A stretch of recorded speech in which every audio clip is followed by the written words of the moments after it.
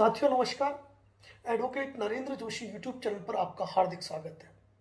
साथियों, आज हम बात कर रहे हैं मीडिया के संदर्भ में। बोलना तो पड़ेगा।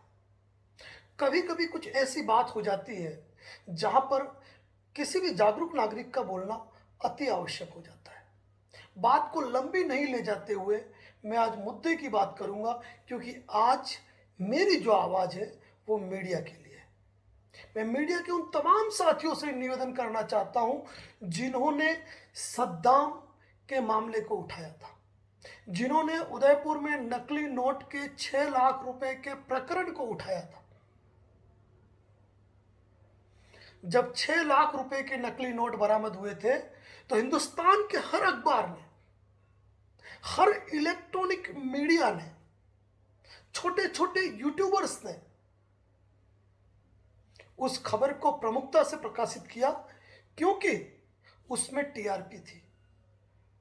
उसमें उनके चैनल को अप होने के लिए एक बड़ी न्यूज मिल गई थी।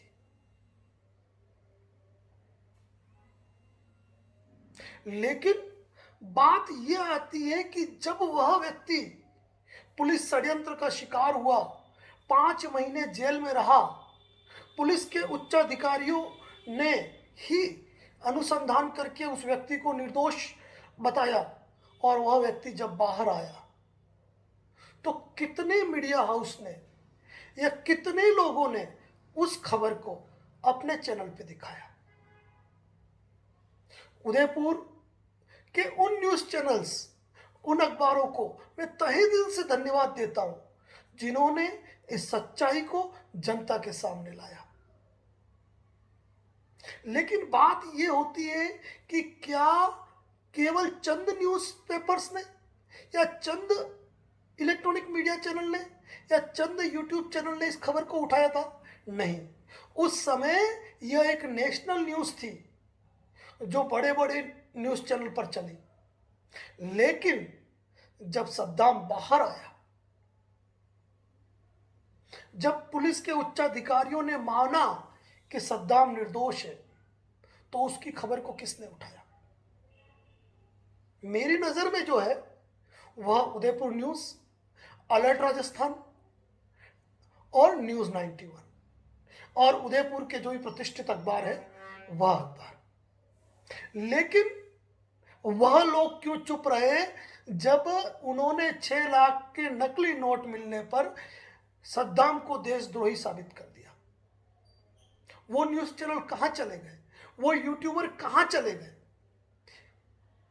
मैं मीडिया से कहना चाहता हूं कि यदि आप किसी खबर को उठाते हैं तो उस खबर का अंतिम रूप भी आपको प्रकाशन करना चाहिए, क्योंकि यूट्यूब पे आने वाली खबरें आपकी हमेशा जीवंत रहती है। 4 महीने बाद, 6 महीने बाद वो खबर और प्रमोट होती है और उसे अधिक से अधिक लोग देखते हैं। मैं तमाम उन मीडिया चैनल से जिन्होंने अपने यूट्यूब चैनल पर इस न्यूज़ को डाला है, मैं उनसे कहना चाहता हूं कि सद्दाम के मामले में आला पुलिस अधिकारियों ने इन्वेस्टिगेशन करके नकली नोट के प्रकरण से सद्दाम को निर्दोष बताया है। इस मैटर में कुछ यूट्यूब चैनल हैं, मैं कहूंगा कि वो बड़े चैनल हैं।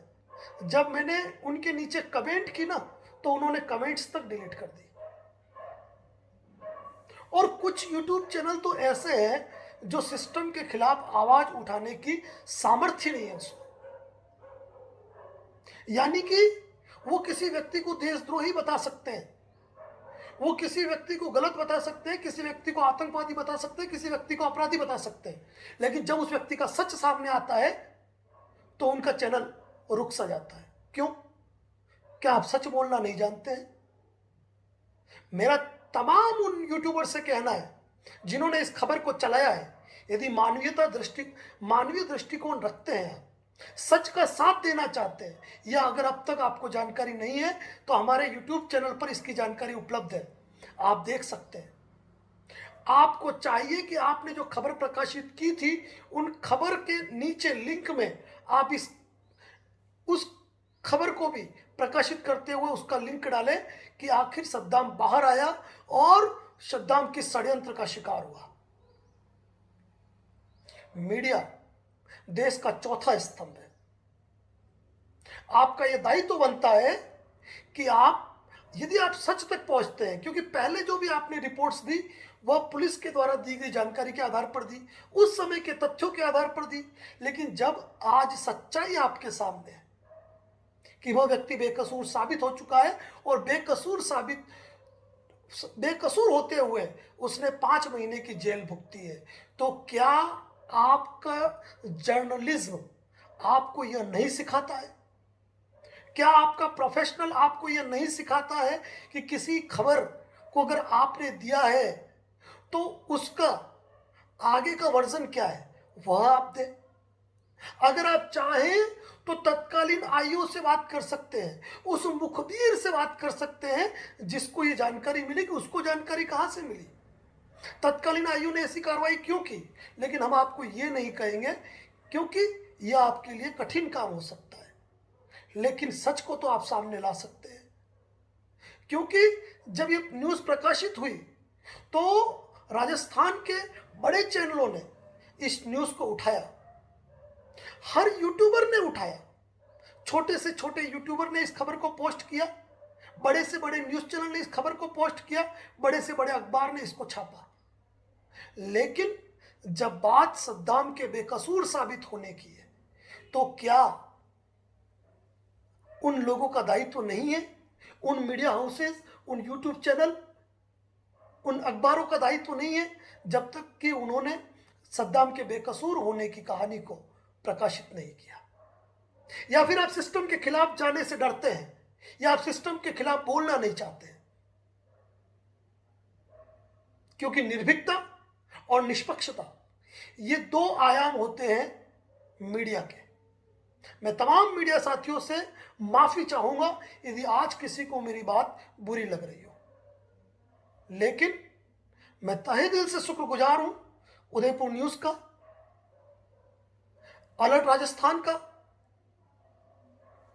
न्यूज 91 का और उदयपुर के उन पत्रकारों का जिन्होंने अपने अखबारों में इस खबर की सच्चाई को छापा, जिसमें संजय जी खाबिया भी शामिल है, जिन्होंने इस बात की पूरी जानकारी ली और उस बात को पूरे तरीके से रखा। लेकिन जब सद्दाम बाहर आया तो उसकी जानकारी क्या दूसरे न्यूज चैनल को नहीं थी? उदयपुर में ऐसे ढेरों चैनल है जिन्होंने इस खबर को प्रकाशित किया, लेकिन जब सच सामने आया तो उनके मुंह पर ताला क्यों लग गया? हो सकता है मुझे सुनने वाले कई मेरे साथी हो, क्योंकि मीडिया कर्मियों के साथ मेरा नाता रहा है, मेरा उठना बैठना रहा है। मैं उम्मीद करता हूं कि आप सच को सामने लाएं, क्योंकि जब इस मामले में जब हम आगे जाएंगे तो हम यह भी तो देखेंगे कि एक बेकसूर व्यक्ति का साथ देने के लिए कौन कौन आगे आया, किस किस ने अपनी सार्थक भूमिका निभाई।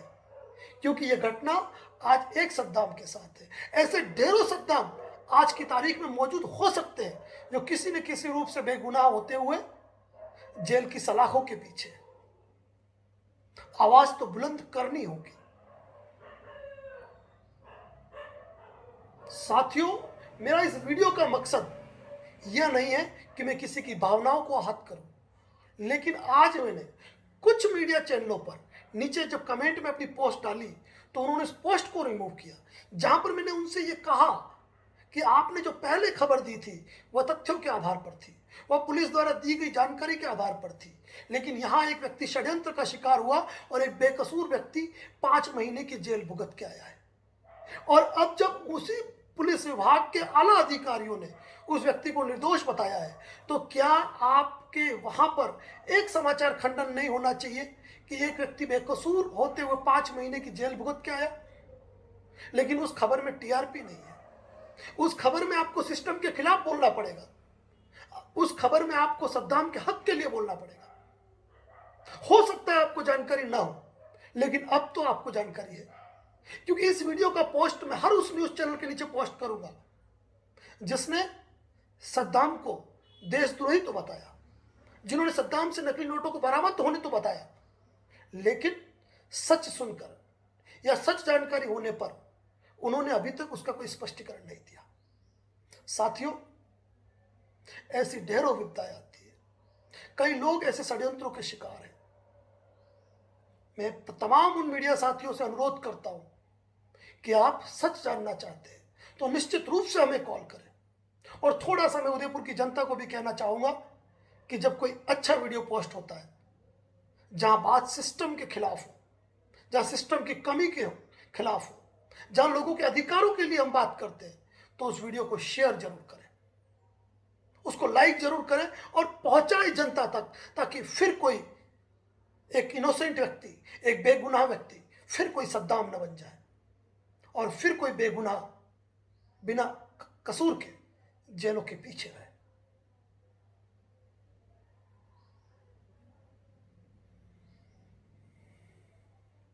बातें कई हैं, क्योंकि अगली बार हम कुछ ऐसे मुद्दों को उठाने वाले हैं जहां उदयपुर संभाग के अंदर कई पीड़ितों की आवाज दब के रह गई है, जिन्होंने अपने अधिकारों के लिए, अपने हुए अपराध के बारे में, मतलब जो अपराध उनके साथ हुए उनके संदर्भ में पुलिस में एफआईआर दर्ज करवाई, लेकिन पद और प्रभाव में सालों से वो फाइलें दबी हुई है। यदि आपके साथ भी कोई ऐसी घटना है तो निश्चित रूप से आप संपर्क कर सकते हो, क्योंकि आवाज बुलंद करनी पड़ेगी। और अब अंतिम निवेदन मैं तमाम मीडिया साथियों से करूंगा, यदि आपने सद्दाम की न्यूज को उठाया है, यदि आपने सद्दाम की न्यूज को छापा है, और यदि अब आप सच्चाई जान चुके हैं और फिर भी यदि एक न्यूज उस व्यक्ति के पक्ष में आप नहीं बना सकते, तो लानत है आपकी पत्रकारिता पर, चाहे आपको बुरा लगे, कुछ भी लगे। अगर सच जानते हैं तो सच का साथ दीजिए, अपनी ड्यूटी निभाइए। जब प्रोफेशन में आते समय आपने जो संकल्प लिए थे, उन संकल्पों को पूरा कीजिए। हो सकता है कुछ साथियों को बुरा लगा हो, उसके लिए दिल से क्षमा प्रार्थी हो, लेकिन आवाज तो बुलंद होगी। धन्यवाद। जय हिंद, जय भारत, जय राजस्थान।